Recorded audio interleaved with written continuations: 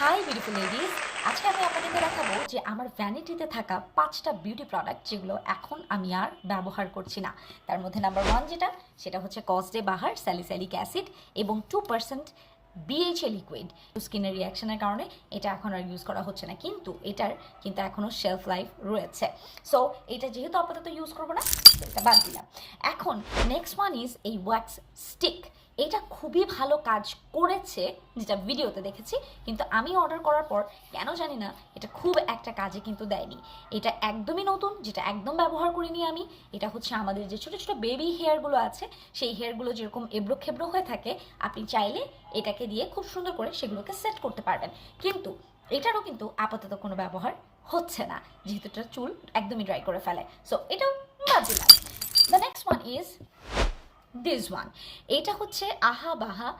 আহা হচ্ছে 30% অ্যান্ড বাহা 2%